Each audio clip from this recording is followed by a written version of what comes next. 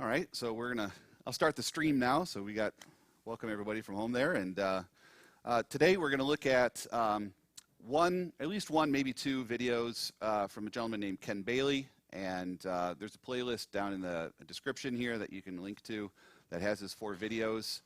And talks about 4 different aspects of the Christmas story. Everything we're going to talk today about the manger and the inn and some of those aspects. And then, but he'll also talk about things like the shepherds and the wise men. He does get to that and things like that as well. So there we go.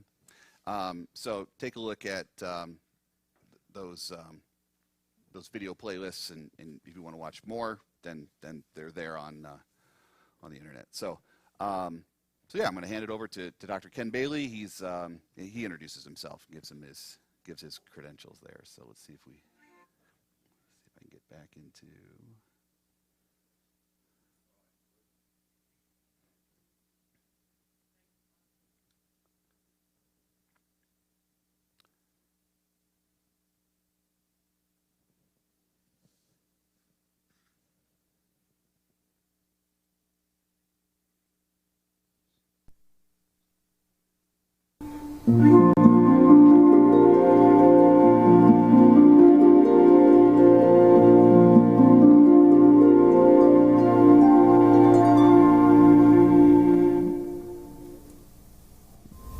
Friends, my name is Ken Bailey. I am professor of Middle Eastern New Testament Studies at the Tentur Ecumenical Institute in Jerusalem. It's been my privilege ever since I was a young boy of 4 years of age to be living in the Middle East, first with my parents and then working and teaching with the Evangelical Church of Egypt and then of Lebanon, and now in a research institute in Jerusalem. I've served there for over 30 years in these 3 Middle Eastern countries. Thereby, it's been my privilege to study and try to understand deeper levels of the New Testament, its story, its messages, from the point of view of the life and culture of the people of the Middle East.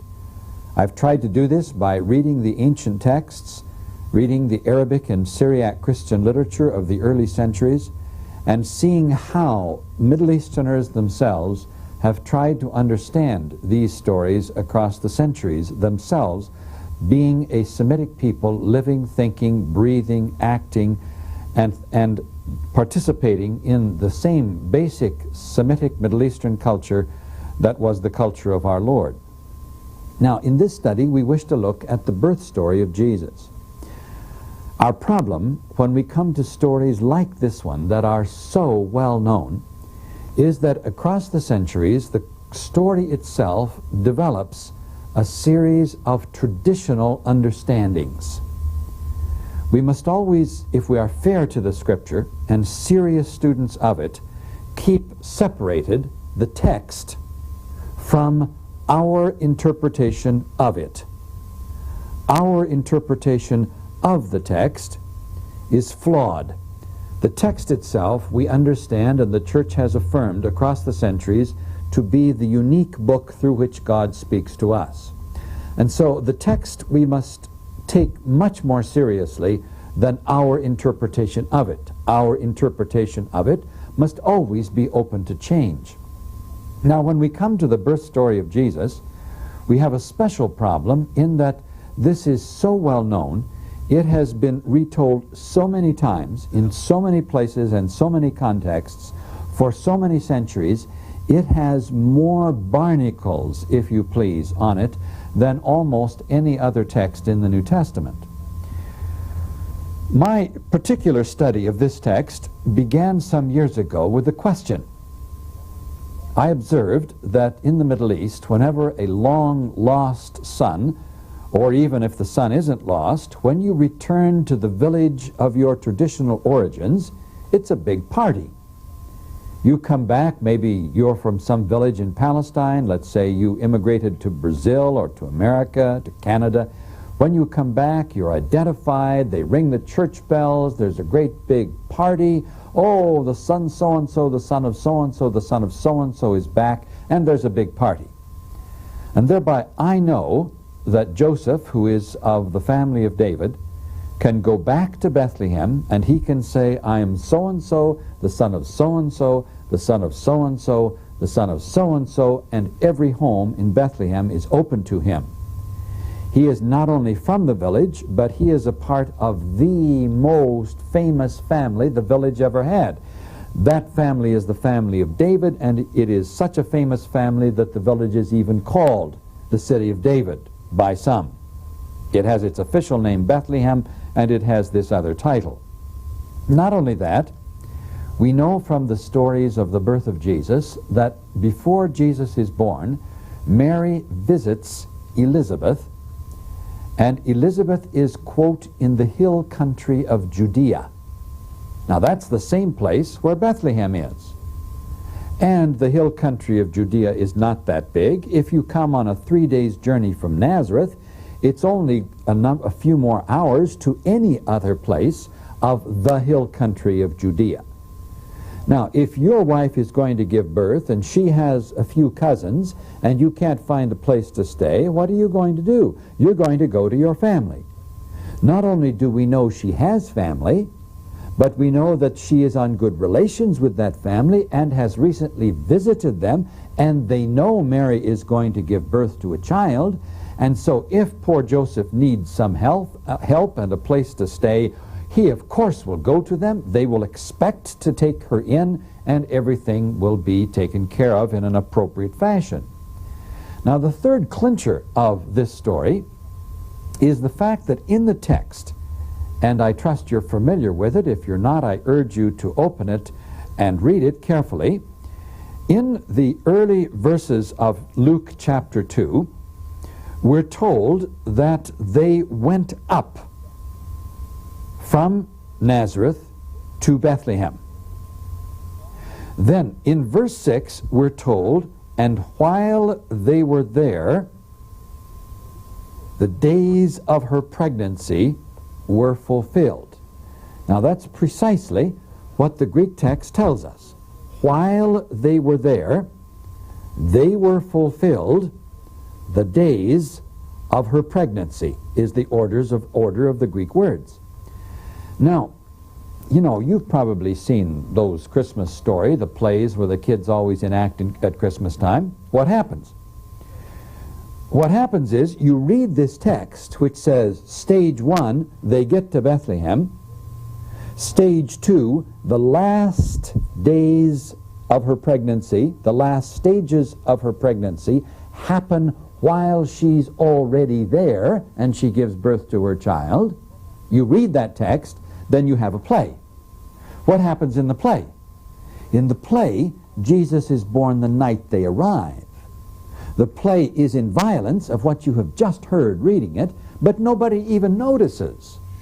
We are so brainwashed with the tradition, which is has been there for so long, that we're able to read a text which says one thing, watch a play which says something else, and we don't even notice it. Now, where did we get this myth of the late night arrival birth? First of all, we don't know if it happened in the day or in the night. That's part of the mythology. But where this particular idea came from is from a very interesting source. About 200 years after the birth of Jesus, some Christian wrote a novel. We don't know who it was, but this novel got a title, and the title is The Gospel of James. James has nothing to do with it. We're pretty sure about when it's written, about the year 200 AD. And in it there are all kinds of imaginary things, some of them very, very peculiar. And in this gospel, for example, the poor fellow who wrote it didn't know very much about Palestine. He has Bethlehem, the land around Bethlehem, as a desert, or the road between Jerusalem and Bethlehem as a desert. It isn't. And by this time we have Joseph, and we have his other children are with him, and they stop at a cave before they get to Bethlehem. And then Joseph goes off to get a midwife, and the child is born while Joseph is going to get the midwife. They come back with the midwife, and the midwife, in a conversation with Mary, says, well, of course you are not now in every sense a virgin. She says, no, no, I am completely a virgin in every sense of that word. The midwife says, that's not possible because you've given birth to a child. And Mary says, no, no, no, it is possible. They then have a little gynecological examination, and the midwife finds that Mary is, in every sense of the word, still a virgin. Her hand is then, the hand of the midwife is struck with leprosy, and it falls off because she didn't believe this. And then Mary reaches out and touches the hand, and the hand is restored. And all kinds of other very fanciful, very peculiar, and somewhat offensive things occur in that account. So in it we have the late night arrival. The night they arrive in Bethlehem, or in this case just outside the town, Jesus is born. Now that novel was very widely circulated. It has survived into the modern period in manuscript form in Latin, Greek, Armenian, Syriac, Arabic, Coptic, and Ethiopic. That means Christian communities liked that particular novel and read it. So my problem was, here were my three problems. First of all, Joseph and Mary have been in the town, the last stages of her pregnancy. Well, you've got to say at least 2 weeks, probably a month. And is Joseph so stupid and so inept that he can't manage anything in 2 weeks to a month? At least a week. And second, she's got relatives in the area. And third, he knows the names of the lineage of the family of David. He recites those, and any home in the village is going to welcome him. Now my problem has been, how can I take these little bits of information? Two of them I know from Middle Eastern tradition, one of them from Middle Eastern tradition, two of them are in the text of the story. She has relatives in the area, and the last stages of her pregnancy take place in Bethlehem. How can we bring that together with the text and with our understanding of it? Well, the first thing we have to look at is the way that, first of all, we have to notice that the person who wrote this story was a person who lived in Palestine. Why? Because, first of all, he says that they went up from Nazareth to Bethlehem. He knew that they were both on a ridge, but that the mountain chain went up. Second, it talks about the city of David, which is Bethlehem. If you were one of the local boys, you would know that you could call it the city of David. In case you weren't a local boy and didn't know that, he helps you out by saying Bethlehem. Third, he calls it David, that Joseph was of the house and lineage of David. If you're in the Middle East, a house doesn't means a family. The house of so-and-so means the family of so-and-so. Greeks are going to read the book, and so they may well not understand that, and so there's a little bit of extra information there, the house and lineage of David.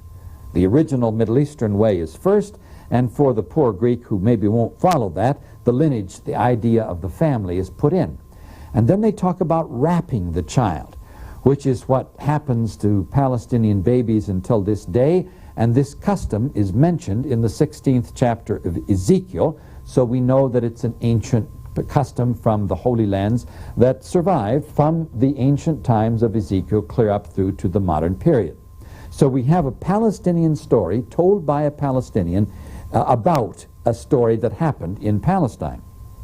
Now, we have to now look at the nature of the one-room homes of the Middle East. These are the kinds of homes that people have lived in there clear up through into the 20th century. They look like this. Here is our first chart, and we are looking now at the side of a one-room home. And so the roofs are flat, as you can see in our diagram. You can identify the door, which is on a lower level, where the family cow, the family donkey, and a couple of sheep will be brought in for safety at night. Then notice the stairs that go up to a higher level. This higher level is a raised terrace on which the family eats and sleeps, and all of family life takes place. What happens is that the farmer brings in to the lower level, on the level of the door, the family cow and sheep and goat and ox, if he has one, at night, and takes them out and ties them up in the courtyard in the daytime. Now, let's look at a second diagram. Here is the second diagram, looking at this same house from the top. We've removed the roof, and you can see on the right side of your screen the door. The door leads in now to the lower level of the house, which is the bottom of your screen. You can see the steps up to the raised terrace, which we saw also on the first diagram. Now, notice the little circles, elongated circles. These represent mangers. Mangers are dug out of the lower end of the living room on the raised terrace where the family lives. This raised terrace has a little bit of slope to it, so that when you wash it or when dirt falls, the dirt will gradually go down into where the animals are and be carried out. If the cow gets hungry in the night, the cow can stand up and she can get something to eat out of these mangers cut out of the floor of the living room. Okay, now let's talk about this. Thereby, when you talk about mangers to a Middle Eastern traditional farmer, his mind goes click, living room. Because, I mean, doesn't everybody have mangers in the living room? Sometimes that raised terrace is a bit too high, and the mangers are down a little bit over the edge of the terrace, but generally, you come in on a lower level, you go up to an upper level, and here is the raised terrace on which the family lives. Now, I've seen these homes, but do we have any clear evidence from the scriptures that these homes were the kinds of homes that people lived in biblical times? We do. When you go back to the Old Testament, you find that one time Saul is being entertained by a lady. She's the medium of Endor, and he doesn't want to eat, and she presses him and says, "You really have to eat." And the text says, she took a calf from the house and fed it to him. Okay, that means the calf is in the house. Well, a one-room home, you have a clean upper terrace with the family, the lower level where the calf would be. The calf is in the house. She kills the calf, makes a meal, and then Saul and his family eat. You may remember the story of Jephthah, who makes a promise that if he goes away to war and if he wins, when he comes back, the first thing that comes out of his house he will offer as a sacrifice to God. Now, what is he thinking about? Well, his house is an upper terrace, a lower level. The animals are kept in the lower level. He expects that as he comes back, a goat or a sheep or something like that will wander out of this lower level. But to his horror, after he goes away and wins the battle, his daughter walks out of the house. Now, he was not totally stupid. You know, for us, only people live in the house. But for him, his animals are brought in at night, taken out and tied up outside. The place is cleaned up for the droppings for the day. The animals provide the heating for the house in the wintertime. They're safe, no one will steal them, and everything is done in decency and in order. And when we come to the New Testament, we find Jesus saying, "You are the light of the world." A lamp is put not under a bushel, but on a lampstand, where it will shed light to all who are in the house. How many rooms are in that house when one lamp will shine for all in the house? Obviously, it's one room. Then Jesus, in the 13th chapter of Luke, talks to heals a woman in the synagogue. The head of the synagogue gets mad, and Jesus says, "Look, I untied this woman. She was bent over and couldn't stand up. And you who are complaining about me, please remember, I know you untied your ox today, your donkey, and you took it out into the courtyard and tied it up, because the donkey was, of course, in the house. And so why can't I untie this woman on the Sabbath when you untied an animal on the Sabbath?" Now, if he had the animals in a stable, he could say, "Oh, I never touch the animals on the Sabbath." But everybody knows there aren't any stables. And everybody knows, of course, he has his family donkey in the lower end of his house. And so everybody knows that, of course, that's what he did that morning. That's what everybody does first thing in the morning. Thereby, we have clear evidence that these simple one-room family homes are the kind which were in the Old Testament and were in functioning in use in the New Testament, and I have seen them still in use in some simple village homes today. Thereby, we've got now the mangers in the living room. Okay, our other problem is, what about this inn that shows up in the seventh verse of chapter 2 in Luke? We're told that after the child was born, they wrapped him, laid him in a manger, because there was no room for them in the inn, say our translations. Now, the word for inn there is a Greek word. It's the word kataluma, K-A-T-A-L-U-M-A, kataluma. This word is a special word. It's not the ordinary word for inn. In the Gospel of Luke, we have an inn. This is in the story of the Good Samaritan, where you remember the wounded man is taken to an inn. And so we have a word, and the word is pandochion. Pan means pandochion. Pan, the first part of the word, means all, and docheo, as a verb in Greek, means to receive. This is the place that receives all, namely a commercial inn. So Luke knows this Greek word. He uses this Greek word, and it's clear. Its meaning is clear. This is the common Greek word for a commercial inn. We have it all across Greek literature. It's such a common word in the Middle East that it's made its way from Greek into Arabic. And in Arabic you can talk about a funduk, which means actually the word pandochion, as it has been transliterated into Arabic. The Armenian language also uses the same word that has been evolved from Greek into Armenian, such a common word that even when the Greek language was no longer used, this word came into other Middle Eastern languages. Why doesn't Luke talk about a pandochion in the birth of Jesus? He doesn't, because it's not an inn. That's not what he means. Now, what does the word kataluma mean? Well, as a Greek word, it just means a place to stay. It can mean almost anything. But Luke uses it in a very special way. One other text in Luke do we find it, and that's in Luke chapter 22, verse 11, where Jesus says to the disciples, "Follow a man carrying a pitcher of water, and when he enters a house, ask the owner of the house, 'Where is the kataluma, that I may make the Passover with my disciples?' And he will show you a large upper room furnished." Ah, here's our key. This word kataluma in Luke 22, verse 11, is defined. It's a guest room in a private home. Interestingly, our translations of the Bible into Syriac and Arabic in the Middle East have never used the word inn to translate this word.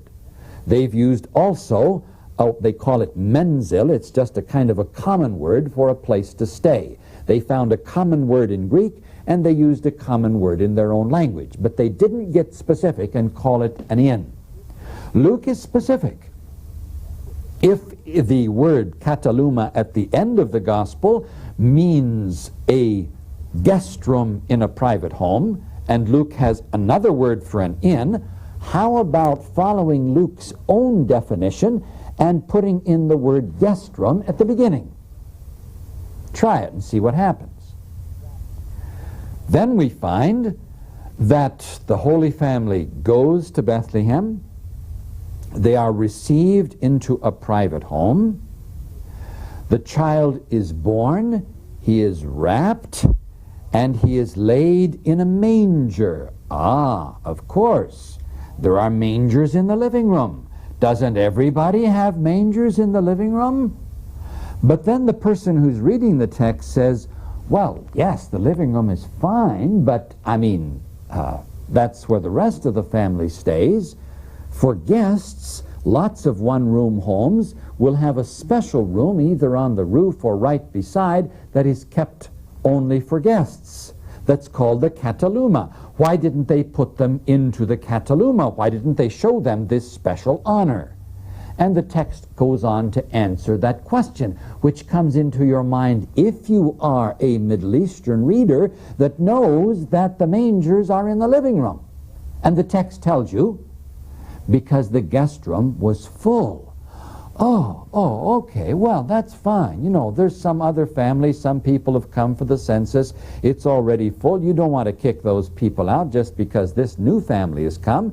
And so the family that has welcomed them has shown them appropriate honor by saying, you come into the raised terrace with us. Of course, the place would be cleared for the birth of the child. After it's all over, they wrap the child. Where's the best place to put it? They don't have a cradle, so here is a kind of a dip in the floor where the child isn't going to be, roll over and get hurt, and it's clean, and they can put bedding there, and it's a perfect spot, and so there they are. They put the child into the manger at the lower end of the living room. Every piece of our story now falls into place. Joseph goes to his home village. They welcome him. He finds a family with which he can stay. He's not driven out. The relatives of his wife aren't going to be upset and say, hey, why did you go to that dumb stable when you could have come to us? That problem evaporates. The problem of his coming to the village sometime, a week, 2 weeks, a month, before the child is born, this problem is solved. We don't have to say this poor fellow, he can't manage. No, he manages very appropriately. And we discover that Jesus, as in the case of his ministry, is welcomed by the common people. The common people, we are told, heard him gladly. Now, there's another aspect to the text that reinforces what it is we're trying to say. And that is the bit about the shepherds. Now, shepherds in first century Palestine were considered unclean. It's very peculiar to find this because shepherds in the Old Testament are a symbol of God, the 23rd Psalm. They are a symbol of the king. They become symbol of the prophets. But by the first century time, the rabbis had taken the law and they had defined it in very, very precise terms, and they came up with lists of what are called proscribed trades. Trades that you won't teach to your son if you're a good Jew, because if you have one of these trades, you probably can't keep the law in a precise fashion. So of the 3 lists which we have from the literature of the rabbis, 2 of them have shepherds on them. Now why? Jewish scholarship has puzzled over this, how a symbol of even God himself in the Old Testament by the time of the New Testament could become a symbol of a trade that a good Jew really shouldn't follow. And their answer is, well, if you are a shepherd, first of all, you're leading your sheep outside of the Holy Land. There is danger of you becoming defiled by dealing with the Gentile. But more than that, they said, if you are going to repent, you have to make compensation for all your mistakes. So this poor shepherd, his sheep are going along on the path. They keep wandering off into various people's wheat fields and people's clover fields and nibbling on all kinds of crops they shouldn't be nibbling on. So when this poor shepherd comes to repent, he can't fully repent because he doesn't have the list. He doesn't know, well, I owe Joe something and John something and Bill something and Al something. No, he hasn't got the full list. He can't make full compensation for his mistakes, and so this poor fellow can't repent. Therefore, if you're a good Jew, you want your son to observe the law in a precise fashion, don't teach him to be a shepherd. Now, with this background, we notice that the first people who hear the message of the birth of Christ are shepherds. That's not a mistake. They get the word, and so do the wise men who are at the top of the level. These are men of influence, of wisdom, of wealth. and we can presume of influence. So folks on the top of the sociological scale of the Middle Eastern society have a message, hear the message, and those at the bottom. And also the Jews are given the message through the shepherds, and there is a Gentile witness because these people have come from afar. But we're talking about the shepherds. They hear the message. The angels tell them of the birth of the child. Now, they're scared. They don't want to go. Why? Because, well, if this child is truly what the message of the angels say he is, the one who will bring joy and peace to the world, then they're not going to be welcomed. I mean, you know, they're shepherds. Somebody is going to say to them, "Ugh, tradesman to the back door, please. He's going to be born in some fancy home." No, the angel says, this will be a sign for you. You will find the child wrapped. Oh, that's what we do with our kids, we villagers. And you will find him lying in a manger. Oh, you mean he's going to be born in a one-room home like ours? These are not going to be those fancy rich folk that are going to say, tradesman to the back door. He's born into a home like our homes. Maybe they'll let us in. The shepherds go, they visit the Holy Child, and then what do we find? We find to our surprise and delight that they are pleased with the quality of the accommodations. Now, how do we know that? Well, look ahead in your text in the 2nd chapter of Luke, and you will find it says in verse 20, "And the shepherds returned," that is, returned to their sheep, "glorifying and praising God for all that they had heard and seen as it had been told them." Now, I live in the Middle East. I know that my Middle Eastern friends have tremendous ability to show honor to guests. And they have a tremendous, very finely tuned sense of how you show honor to guests. Now, what if these simple shepherds had shown up and found this mean old innkeeper who had said, "No room at the inn, sorry fellas, there's no place for you. Well, I've got this drafty stable at the back here, and if you want to use that, well, it's not very clean and there's a lot of manure around, but you can go back there." If they had showed up and they had found that, driven out, nobody welcomes them, no really adequate shelter, they would, as Middle Easterners and as human beings, have gone right through the roof. They would have said, "What's going on here? You folks quickly come home with us. We can do better than this." They didn't. We're told that they went home praising God for all that they had seen and heard, and this included the quality of the hospitality. So in a sense, here is the capstone to our story. These humble shepherds are given this special sign. This child is born for the likes of you. And that means in a very special way, folks, he is born for the likes of us. The humble, the outcast, the broken, the needy, those who have a low self-image, those who feel they really can't make it with that high-class society, those who are in a sense shut out, there is a special sign given to them. This child comes for the humble, the lowly, and the meek, like you. He also comes for the rich and the wise who come with their gold and their frankincense and their myrrh. And do you remember the story of the wise men?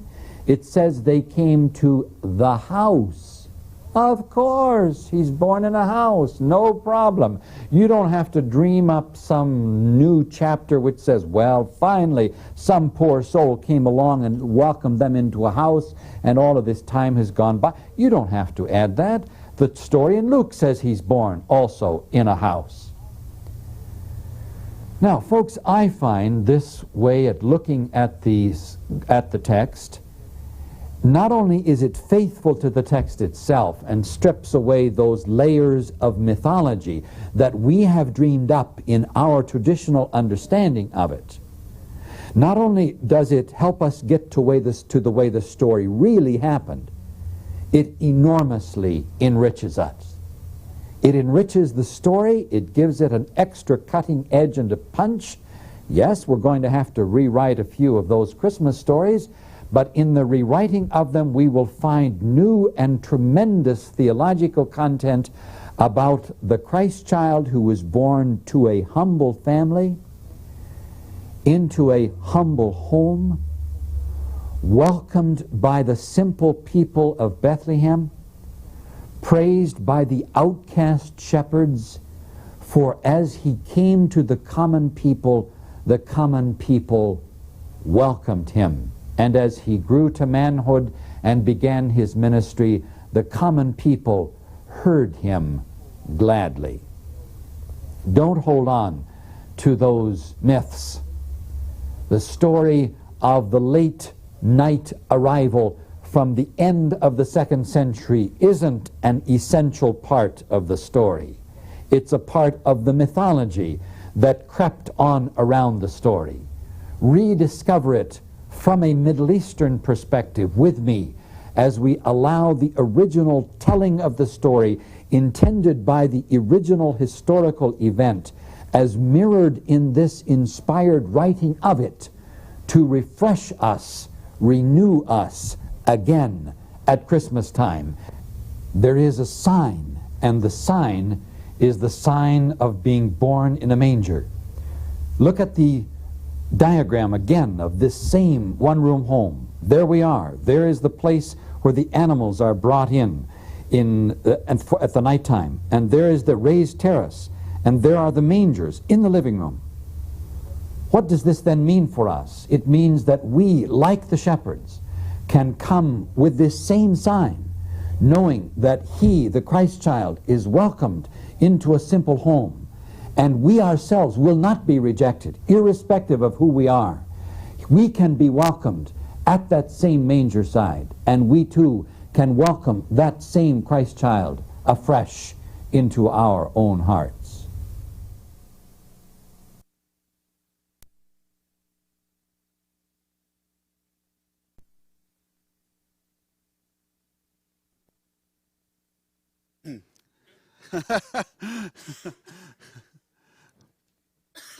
Say that again. Well, it's a good historical look at. I think he does a good job of breaking down the details of it. There's not really speculation, but what's in the text there. The gentleman's name, you mean, or this series, or okay? So it's just his name is Kenneth Bailey, and it's just a series of talks that he has on the birth of Jesus. Yeah, a clear view of the birth of Jesus.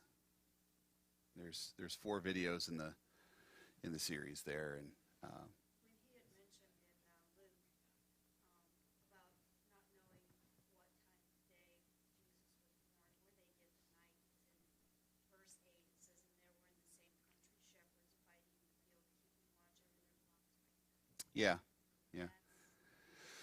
the field, keeping watch over their flocks by night." yeah. It's possible that the nighttime concept of it was from there, because keeping watch over their flocks by night, they would have been out in the countryside at night, keeping an eye on the sheep, because at night is when the predators would come and things like that. But at that point, he had already been born and wrapped and was laying in a manger there. We don't have to anticipate that they show up there as they're still sort of just making the first diaper change or something. I mean, they could have just at any point during the day.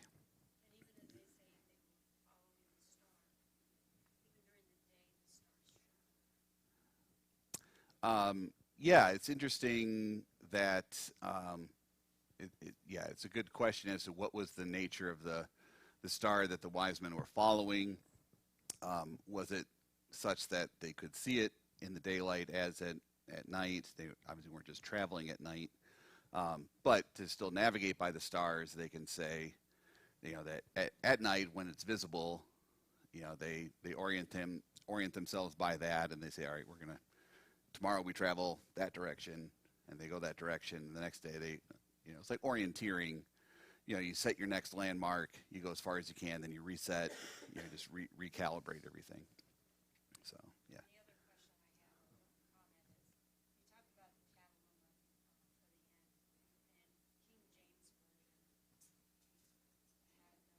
Luke 22:11.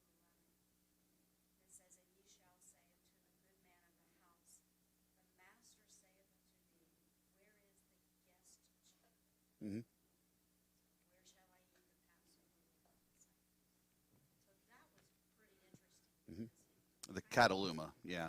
Yep. kind of indicated that What is the specific purpose of the upper room is, in fact, as the guest room. Yep. it makes a lot more sense. It does. Yeah, it does. Said last year on the radio, we heard something about they were temple shepherds. The other shepherds would be indoors. Yeah, there's. But their sheep at least gated outdoors or something. Yeah, that's a little bit. That's a bit of speculation as to why. What were those? In an effort to sort of heighten the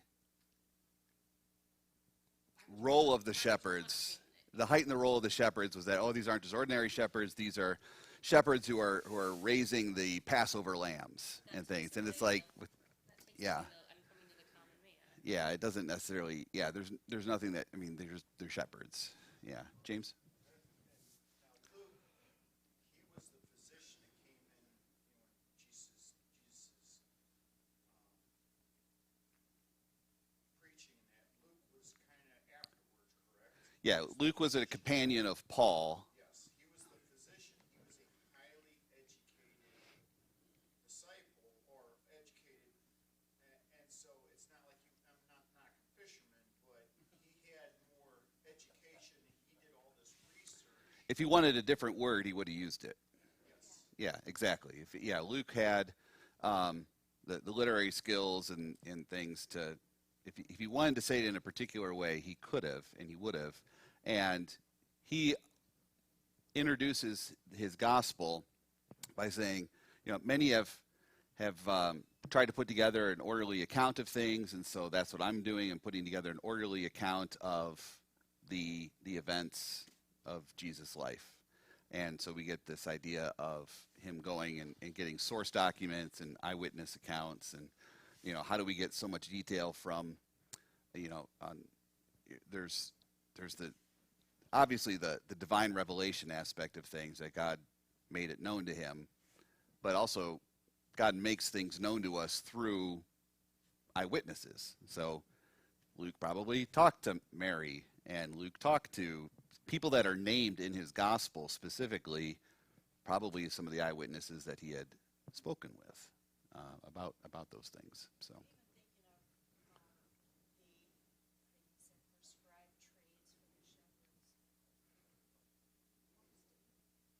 shepherds. Right. Magnitude of that in the city of David, so there would be no one better to be able to understand the magnitude of Jesus coming and being Mhm. in the stable than even accepted, because if he would have been born in a mansion, they would have been never accepted. The idea that there would have been an inaccessibility, that the Son of God would have been inaccessible because of where he was, born into a certain class. It's like, well, you can, the upper class can interact with the lower class, but it's harder for the lower class to move into the upper class kind of concept. Right. You get that in Africa. Right. Well, Absolutely. Jesus is a white God, so only the white people. We're not good enough. We're not Okay. rich enough. We're not. That's We interesting. follow Allah because he came down from the North Africans and he's a black God. Oh, okay. Too bad that. Take a cross with Jesus black and we're like, really? Yeah, or Jesus is for us too? Jesus was, Palestinian. He was Wasn't from England or Germany. right. Yeah, he would have been olive-skinned with dark hair, and Really? He can be for us too? He's Yeah. not from your culture either? yeah, exactly. So don't go home and do anything to your nativity scenes or whatever, okay? but as you approach it, as you approach the Christmas story, and we see depictions of it, keep in mind, I think some of these cultural things that he talks about here to sort of get the texture and to get the humanity that this was happening among real people in a real town in a real context. That we don't necessarily need to embellish the story or the account with anything, but to anchor it in the realities of that culture is really, like he said, it adds sort of a punch to it. It adds like, okay, there's a reality to it that enters into the reality of my own life, just as it was real in the lives of the people of Bethlehem and of the shepherds and everybody who interacted with them as well. So I think it's just nice to have that sort of rounded perspective of what else happening there. So, yeah. I have, yeah. Yeah. Yeah. You see it more than once, and he's sort of like, oh, okay, now I'm sort of putting the pieces together and things. He's got 3 other videos on it. Like I said, there's a link in so if you go to our YouTube video today, there'll be a link to that playlist. Or just do a search for Kenneth Bailey, Christmas, Birth of Jesus, and it'll come up. So I think it's a very helpful, very, very useful thing. Because he's got that firsthand experience. I mean, he lived in Palestine. He knows the people. He knows what's going on. So, well, very blessed and Merry Christmas to everybody, and thank you very much.